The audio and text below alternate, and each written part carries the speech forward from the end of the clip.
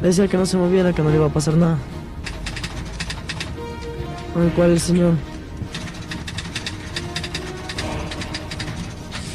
no hacía caso. Quiero dejar claro que mi nombre es Juan Fernando Hermosa Suárez y que el 28 de febrero cumplo 16 años.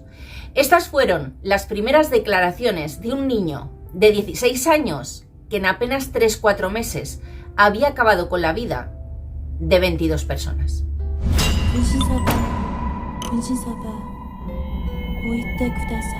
Juan Fernando Hermosa nació en la provincia de Sucumbíos, Ecuador. No se tiene prácticamente ninguna información acerca de sus padres biológicos. De su padre biológico no se sabe nada. De su madre biológica lo único que se sabe es que se dedicaba a la limpieza, que no tenía suficientes recursos para hacerse cargo del pequeño Juan Fernando y que cuando el niño tenía apenas un añito de edad lo dio en adopción. Lo dio en adopción a una pareja que no podía tener hijos y que ansiaba tener descendencia. Esta pareja estaba formada por Rafael Olivo Fonseca y Zoila Amada Suárez.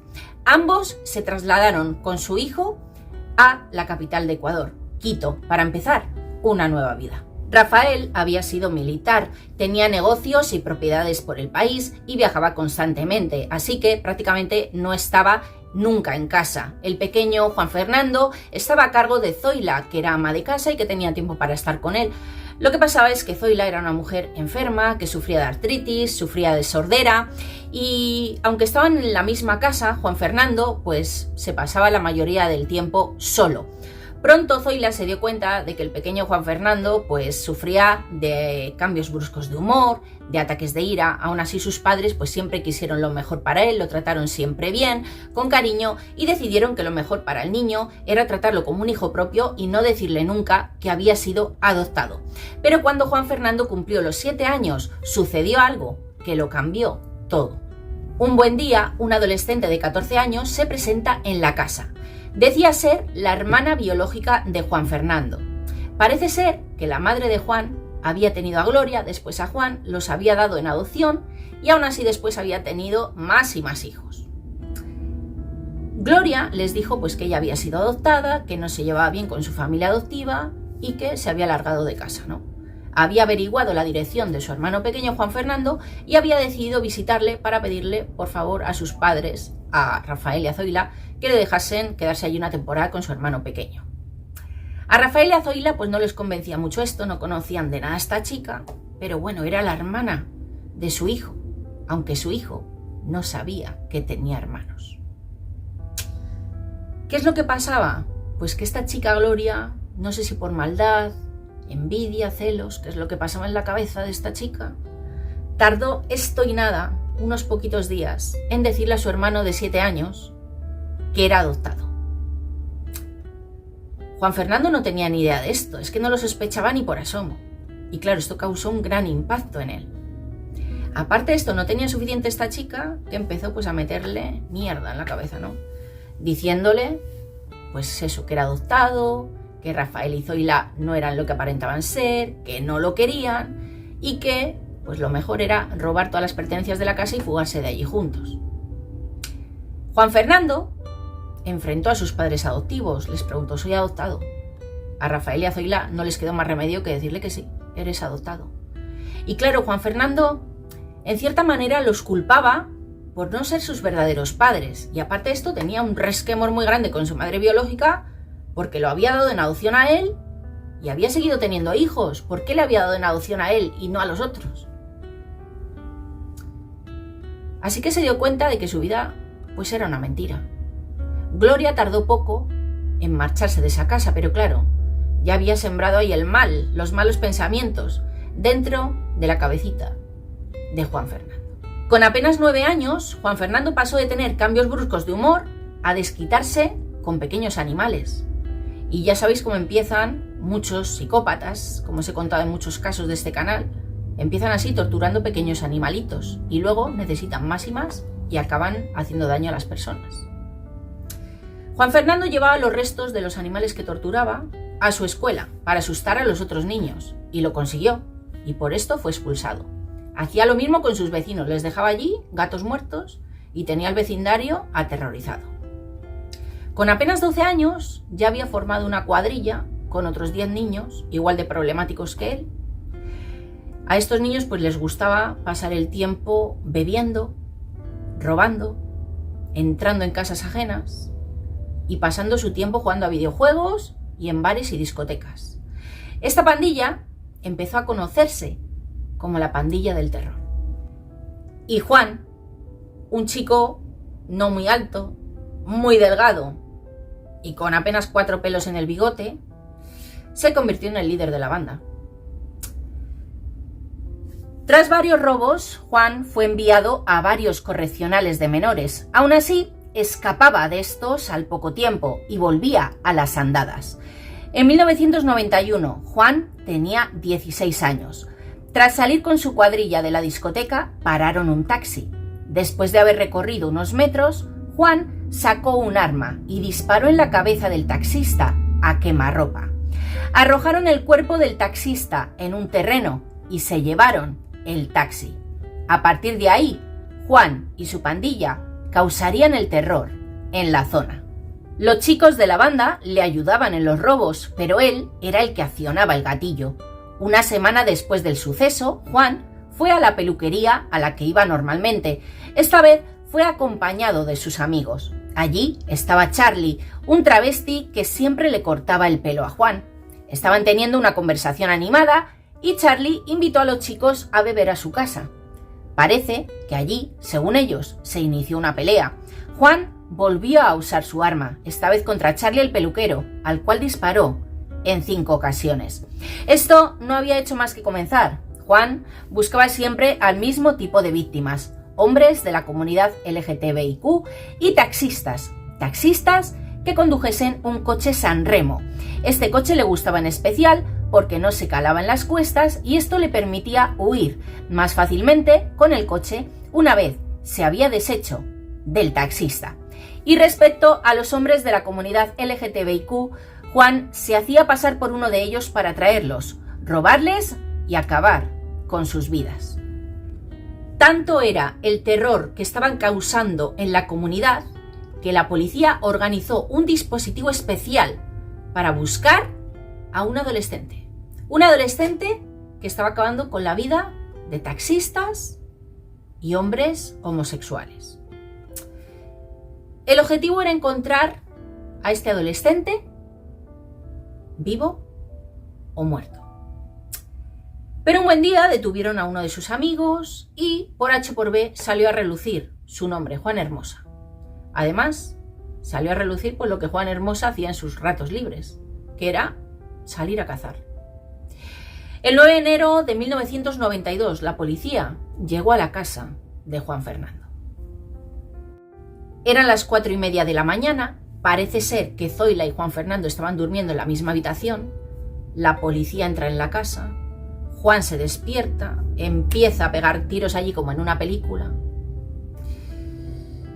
El fuego cruzado acaba con la vida de Zoila, con 11 balas en su cuerpo. Juan Fernando sigue pegando tiros, la policía hace lo mismo.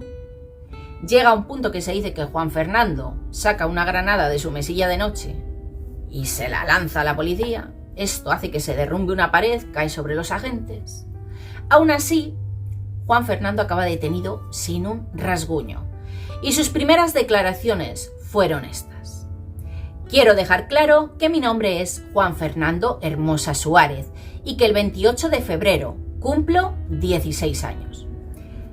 Esto no sé a santo de qué, si quería una tarjeta de cumpleaños, una felicitación, una tarta, que es lo que quería, o es que Juan Fernando era más listo de lo que pensaban y sabía perfectamente cómo funcionaba la ley del menor.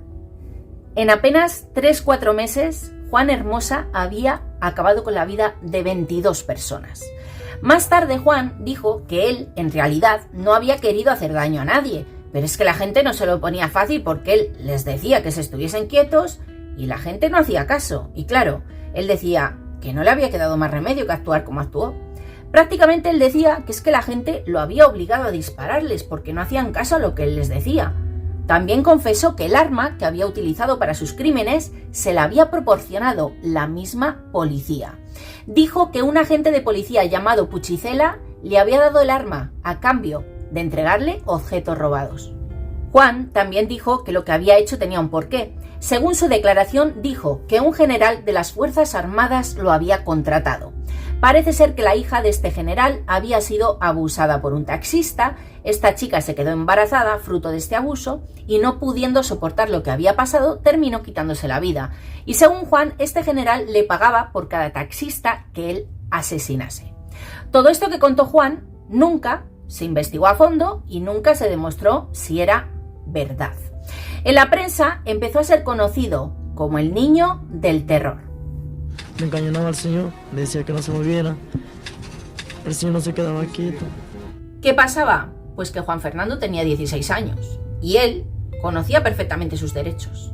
La justicia no le podía imponer demasiada pena porque era menor de edad. Así que se le condenó a 4 años. Esa era la pena máxima que le podían poner por haber acabado con la vida de 22 personas. 22. Pero es que además Juan Fernando no iba a pisar la cárcel, una cárcel convencional.